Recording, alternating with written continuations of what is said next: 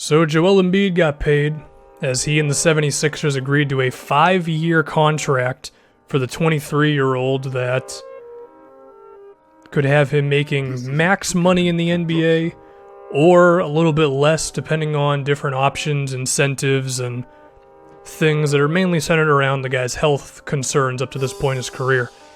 The question is Joel Embiid worth this contract?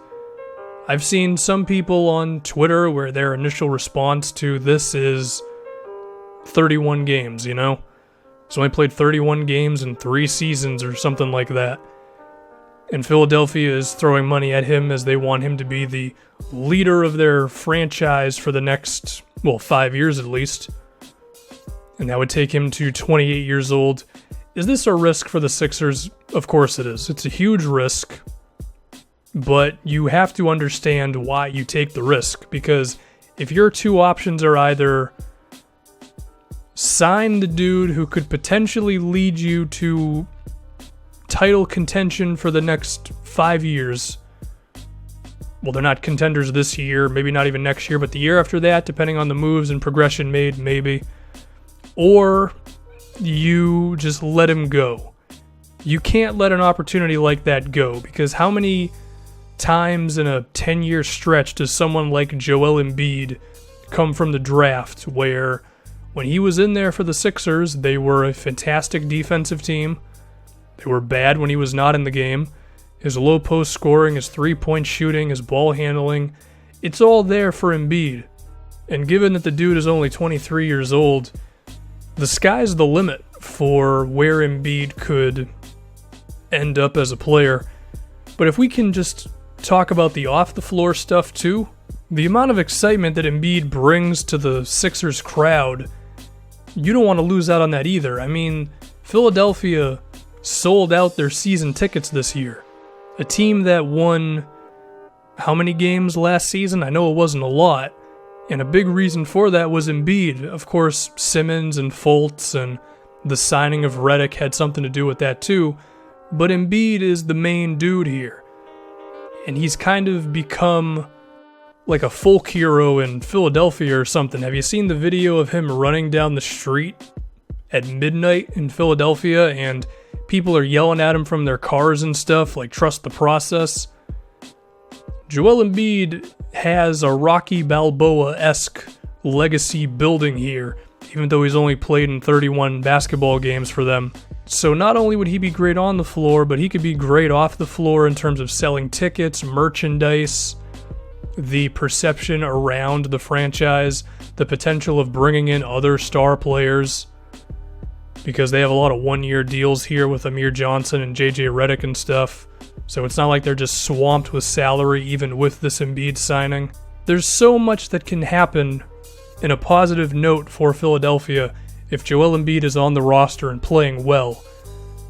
So as a result, yes, I think you take the risk. Especially because Philadelphia fans, what they had to go through for the last few seasons with the process, which I did agree with, because here we are, but it's not like it was fun along the way. And then if you want to strip them of one more thing with Embiid gone, like that would be really gutting to the fan base, and you don't want to do that because it goes back to how much money you can make as an NBA team.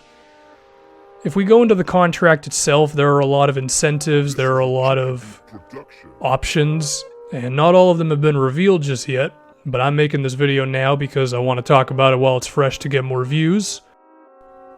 It seems a big thing in the contract is about if he makes all NBA first team or something, the money goes up. If he ever wins an MVP, the money goes up.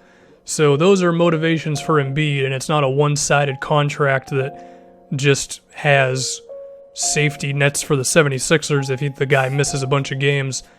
But apparently there are quite a few of those as well. I think I saw one thing where it was if he plays less than 50 games, or it could have been less than that, then the salary could potentially go all the way down to like $14 million a season.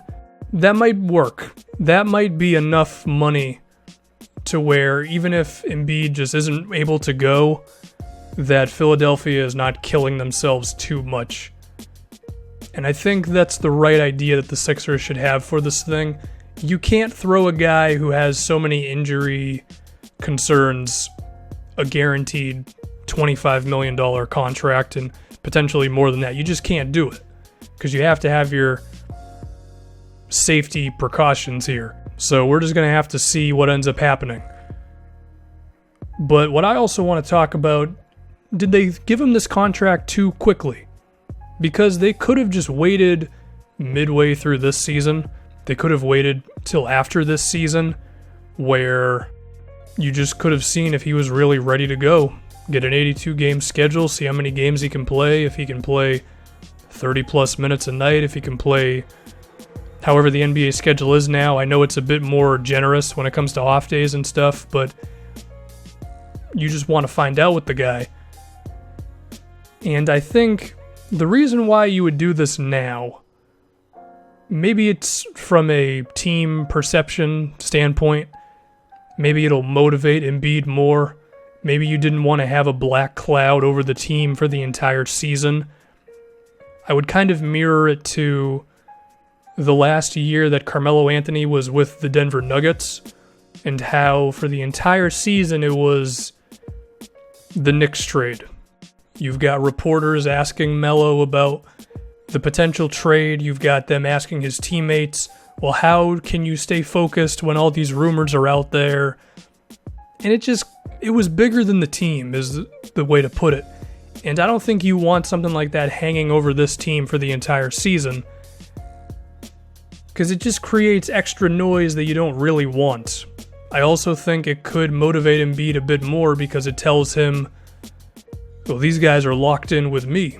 These guys are ready to commit to me right now, and I can just do my thing. I don't have to worry about anything else. I don't have to field questions from teams or reporters about my impending option. Is it an option? I don't even know, but he would have been a free agent. I believe he would have been restricted.